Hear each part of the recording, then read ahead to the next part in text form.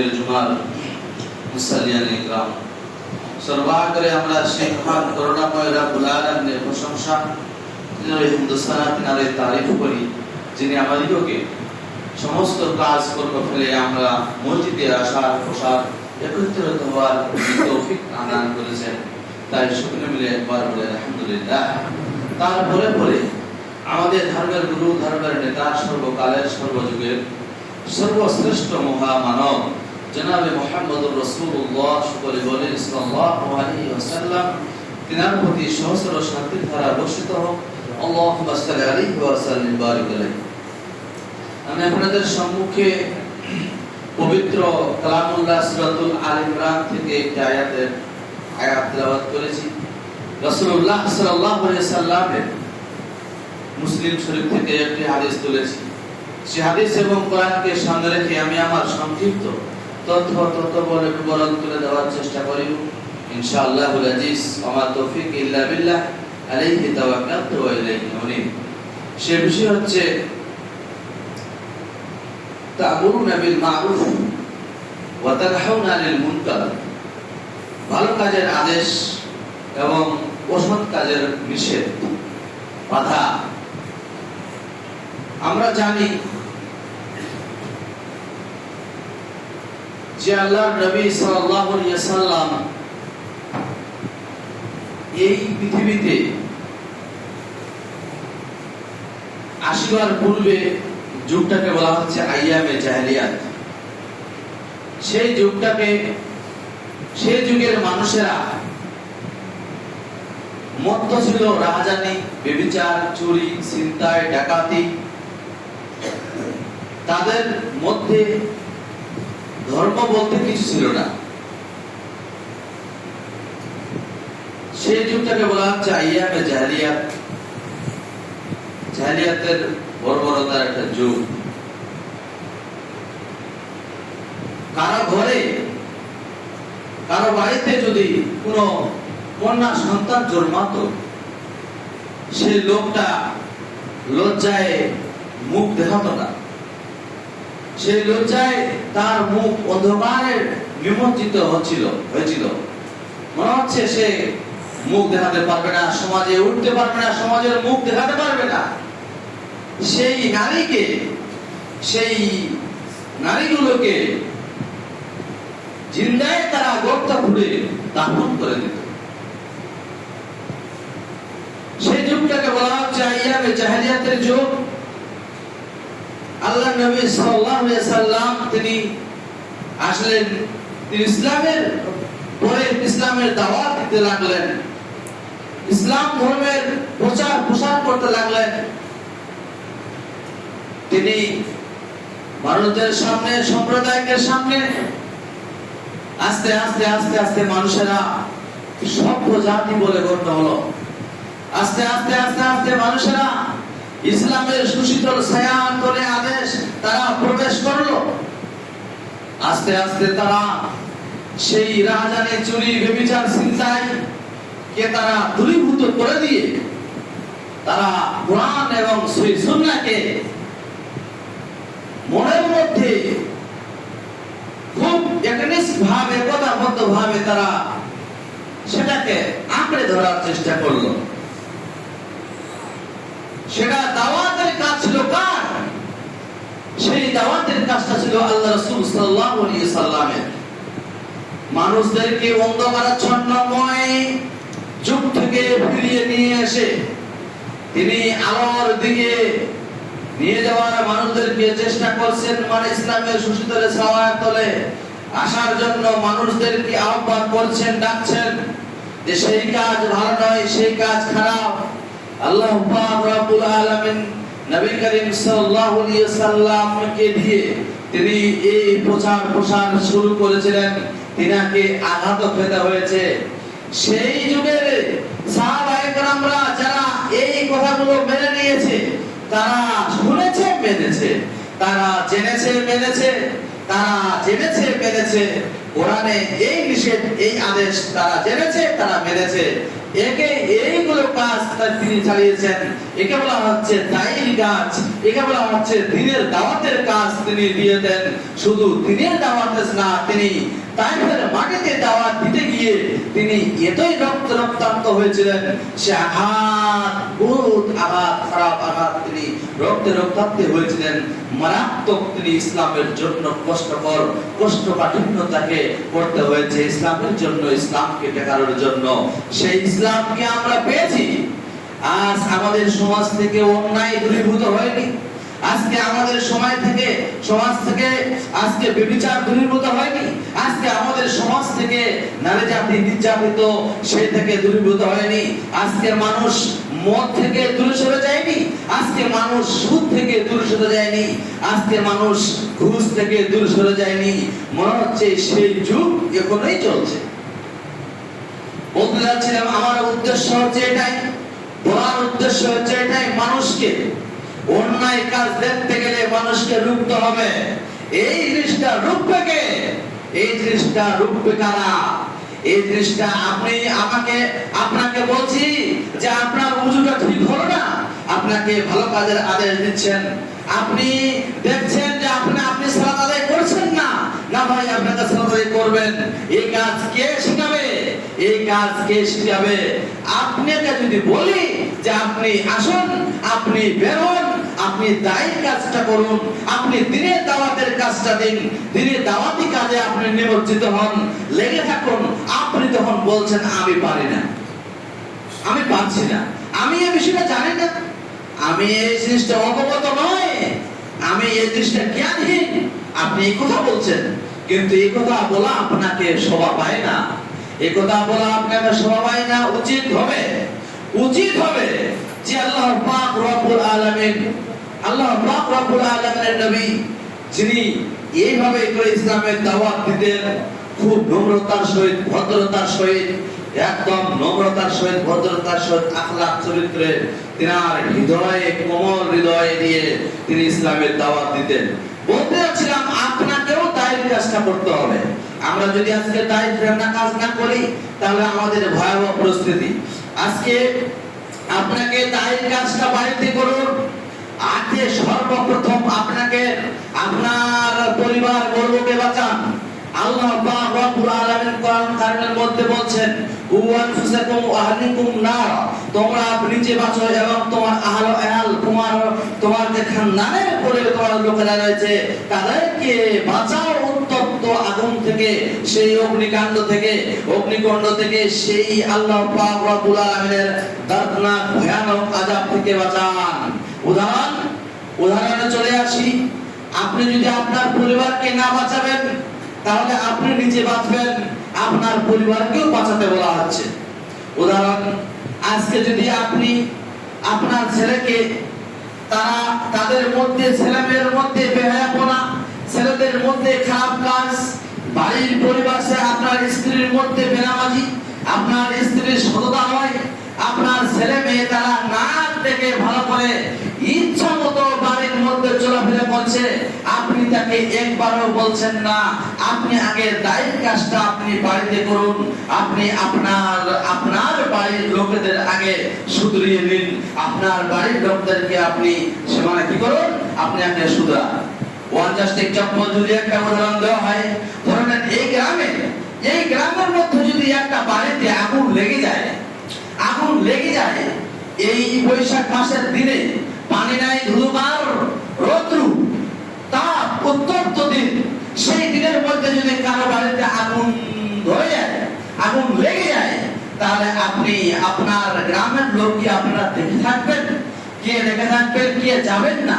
এমন তো লোক আছেন যে আমি সেখানে নিভাতে যাব না, এমন তো লোক আছেন যে আমি যাব না, তারা মরে চলে যান, তারা ধূলিসাৎ হয়ে যান, তারা ধ্বংস হয়ে যান, না আমি তার বাড়িতে আগুন লেগেছে আমি যাব না।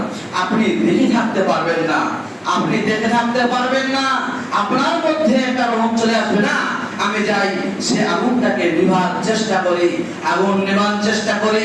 আপনার সামনে আপনার ছেলে দাউ দাউ করে জ্বলবে, আপনার স্ত্রী আপনার সামনে দাউ দাউ করে জ্বলবে, আপনার স্ত্রী আপনার সামনে যেগুলো বেহায়াপনা কাজ করে চলে যাচ্ছেন একবারও আপনি বাধা দিতে পারলেন না। আপনি একটা লোকের জীবন বাড়িতে আগুন ধরেছে, আপনি সেটাকে বাঁচানোর চেষ্টা করবেন, অনুরূপভাবে আপনাকে আল্লাহ পাক রব্বুল আলামিনের দর্দনাক আযাব থেকে, সেই কষ্টদায়ক অগ্নিকুণ্ড থেকে, আগুন থেকে আপনাকে বাঁচাতে হবে। এটা আপনার কর্তব্য, এটা আপনার দায়িত্ব, এটা আপনার দায়িত্বশীলের উপর কর্তব্য। আজকে যদি আমরা না করি, সাধারণ পাবলিক লোক ভেবে নিয়েছে যে এরা কাজ করবে আলেম ওলামা, এরা কাজ করবে আলেম ওলামা, আলেম ওলামা এই কাজটা করবে ওরা যারা জানে তারা। আর বলছে আমরা তো জানি না, আমরা কেন বাধা দিতে যাবো, আমরা কেন বাধা দিতে যাবো? আলেম ওলামা যদি এই কাজ করে, আল্লাহ পাক রব্বুল আলামিন কি বলছেন সেখানে? এখানে বলা হচ্ছে যে আলেম ওলামারাই করবে। আপনাকে অন্যায় দেখলে রুখতে হবে। আল্লাহ পাক রব্বুল আলামিন বলছেন সূরাতুল আল ইমরান, ওয়াতাকুম মিনকুম উম্মাতুন ইয়াদউ ইলাল খায়র, তোমাদের মধ্যে এমন এক সম্প্রদায়, এমন এক গোষ্ঠী, তোমাদের মধ্যে এমন একটি দল থাকা দরকার, ওয়াতাকুম উম্মাতুন ইয়াদউ ইলাল খায়র ইয়ামুরুনা বিল মারুফ, যারা মানুষদেরকে ভালো কাজের দিকে আহ্বান করবে, ওয়া ইয়ানহাউনা আনিল মুনকার, এবং তারা খারাপ কাজের দিকে রুখবে, খারাপ কাজের দিকে তাদের রুখে দাঁড়াবে। বলছে ওরা এই কাজ করবে, তোমাদের মধ্যে এমন একটা জাতি সম্প্রদায়, সেই সম্প্রদায় আমরা, সেই গোষ্ঠী আমরা, যে আমরা মানুষদেরকে ভালো কাজের আদেশ করব এবং অসৎ কাজ থেকে নিষেধ করব। উলাইকা হুমুল মুফলিহুন, এবং তারাই হচ্ছে কামিয়াবি, এবং তারাই হচ্ছে ফালাহ পানেওয়ালা। আল্লাহ পাক রব্বুল আলামিনের কাছে সৎকর্মকারী, তারাই হচ্ছে কামিয়াবি আজকে হাসিল করবে। তাহলে আমাদের উচিত হবে যে আমাদের সমাজে যতগুলো আমাদের অন্যায় কাজ হচ্ছে, কোন বিয়ে বাড়িতে এমন অন্যায় কাজ হয়, ফটোশুট করতে করতে তাদের সময় চলে যায়, এমন অন্যায়কারী, এমন অন্যায় হয়, তারা অশ্লীল কাজ করে, তারা বিয়ে বাড়িতে আজকে সমাজের এই পরিস্থিতি। কিন্তু এগুলো যদি আমাদের সমাজ, এগুলো যদি দিনের গ্রামের সদস্য, গ্রামের লোক যদি বলে, গ্রামের লোকেরা যদি সবাই একতাবদ্ধ হয়ে সে নিষ্ঠা না রুখে, তাহলে আমাদের কি, আমরা শ্রেষ্ঠ উম্মত? ওয়াতাকুম মিনকুম উম্মাতুন ইয়াদউনা ইলাল খায়র, আমরা কি শ্রেষ্ঠ জাতি? আমরা কি শ্রেষ্ঠ উম্মত? না, আমরা শ্রেষ্ঠ উম্মত নয়। শুধু তাই নয়, আল্লাহ পাক রব্বুল আলামিন আরো বলছেন, কুনতুম খায়রা উম্মাতিন উখরিজাত লিন-নাস, কুনতুম খায়রা উম্মাতিন উখরিজাত লিন-নাস, তোমাদের মধ্যে এমন একটি জাতি, তোমরাই হচ্ছে শ্রেষ্ঠ জাতি। আল্লাহ পাক রব্বুল আলামিন বলছেন, ওয়াতাকুম মিনকুম কুনতুম খায়রা উম্মাতিন উখরিজাত লিন-নাস, তোমরাই হচ্ছে শ্রেষ্ঠ জাতি। তোমরা শ্রেষ্ঠ জাতি বলতে এখানে কে? এখানে হচ্ছে আমরাই শ্রেষ্ঠ জাতি। কুনতুম খায়রা উম্মাতিন উখরিজাত লিন-নাস তা'মুরুনা বিল মারুফ, যারা মানুষদেরকে ভালো কাজের দিকে আদেশ করবে, ওয়া তানহাউনা আনিল মুনকার, এবং খারাপ কাজ থেকে মানুষদেরকে রুখে দাঁড়াবে। এরাই হচ্ছে কামিয়াবি, এরাই হচ্ছে ভালো বানেওয়ালা, এরাই হচ্ছে ভালো মানুষ। তাহলে আমরা শ্রেষ্ঠ জাতি বলে ঘোষিত, আমরা শ্রেষ্ঠ জাতি বলে আখ্যায়িত, কিন্তু আমরা শ্রেষ্ঠ জাতি হয় যদি আমরা আল্লাহ পাক রব্বুল আলামিনের আইনকে উল্লঙ্ঘন করে, যদি মানুষকে সঠিক ভালো কাজের আদেশ না করি, তাহলে আমাদের ভয়াবহ পরিস্থিতি রয়েছে। মহাপ্রলয়ের দিনে আমাদের ভালোভাবে ধরবে। শুধু তাই নয়, হাদিস দ্বারাই প্রমাণ হয়। মুসলিম শরীফে হাদিসে এসেছে, রাসূলুল্লাহ সাল্লাল্লাহু আলাইহি ওয়াসাল্লাম বলছেন, ওয়ান আবু সাঈদ আল-খুদরি রাদিয়াল্লাহু ওয়ান আবি সাঈদ আল-খুদরি রাদিয়াল্লাহু তাআলা আনহু قال قال رسول الله সাল্লাল্লাহু আলাইহি ওয়াসাল্লাম, মান রা'a মিনকুম মুনকারান ফালইগাইয়িরহু বিয়াদিহি, মান রা'a মিনকুম মুনকারান, যখন হযরত বিখ্যাত সাহাবী হযরত আবু সাঈদ আল-খুদরি রাদিয়াল্লাহু তাআলা আনহু থেকে হাদিসটি বর্ণিত, আল্লাহ রাসূল সাল্লাল্লাহু আলাইহি ওয়াসাল্লাম বলেন, মান রা'a মিনকুম মুনকারান, কোন মানুষ যদি কোন মানুষের খারাপ কাজ করতে দেখে, তাহলে সেখানে বল প্রয়োগ করে রুখে দাঁড়াবে, বল প্রয়োগ করবে, সব হাত দিয়ে রুখবে। বলছে মান রাআ মিনকুম মুনকারান ফালইগাইয়িরহু বিয়াদি, আপনার হাত দ্বারা সেটাকে রুখবেন, অর্থাৎ বল প্রয়োগ করবেন। আজকে আপনার স্ত্রী সালাত আদায় করে না, আপনার স্ত্রী আজকে বেধর্মী, আজকে আপনার স্ত্রী আজকে বেনামাজি, সে সালাত আদায় করে না, সে ইসলামের আখলাকের চরিত্রের মধ্যে দিয়ে একটা নারী নয়, সেই তাকে আপনি বল প্রয়োগ করতে পারবেন। আপনার 10 বছরের ছেলে গ্রামে আপনার ঘরে ঘরে সকালবেলায় শুয়ে রয়েছে, তিনি সালাতের খাত ধরে না, আপনি তাকে বল প্রয়োগ করতে পারবেন। আপনার মেয়েগুলো তারা বেপরদায় চলাফেরা করে, বেপরদায় এমন ভাবে উলঙ্গ হয়ে চলাফেরা করে, তাদের শরীরে 200 গ্রাম কাপড়াও নাই, এমন ভাবে উলঙ্গ হয়ে বাজারে ঘাটে যেখানে সেখানে বেড়াচ্ছে, তাকে আপনি বল প্রয়োগ করতে পারবেন। কিন্তু আপনি বল প্রয়োগ করেন না, আপনি তাকে ইচ্ছা করলে খাট ধরে বের করে দিতে পারবেন, কিন্তু তাকে বের করে দিতে পারেন না। আপনি আপনার স্ত্রীকে তালাক দিতে পারেন সালাত আদায় না করলে, কিন্তু আপনি দিতে পারছেন না, আপনি দেন না। আপনার মধ্যে ঈমানদারিতা কোথায়? আপনার প্রতি মান রাআ মিনকুম মুনকারান ফালইগাইয়িরহু বিয়াদি, আপনার হাত দ্বারা রুখতে হবে, বল প্রয়োগ করতে হবে। যদি সেটা না শক্তি হয়, তাহলে আপনার জবান দিয়ে বলতে হবে। আপনার শক্তি নেই, আপনার মানুষ অন্যায় অপরাধ কাজ করে যাচ্ছে, আপনি কি পদ্ধতিতে সেটাকে রুখবেন? আপনি সেটা মুখ দিয়ে বলুন। যদি সে মুখ দিয়ে বলার পরেও সে যদি না ছাড়ে, না করে, তাহলে আল্লাহ পাকের নবী আকরাম সাল্লাল্লাহু আলাইহি সাল্লাম বলছেন, তারপর তাকে কি করতে হবে? আপনার হৃদয় দিয়ে, আপনার কাল্ব দিয়ে, অন্তর দিয়ে সেটাকে ঘৃণা করতে হবে। আপনি সেটা ঘৃণা করে আসেন, কিন্তু সব থেকে দুর্বল ঈমানদারিতার মধ্যে এটা, যেটা আপনি ঘৃণা করলেন, যেটা আপনি পারছেন না কাজ করতে, আপনি জবান দিয়েও পারছেন না, হাত দিয়েও পারছেন না, লাস্টে শেষে আপনাকে ঘৃণা করতে হবে অন্তর দ্বারাই, যে কাজটা কি। তাহলে আসলে আগে প্রথমে আমরা পরিবার বর্গকে ঠিক করি।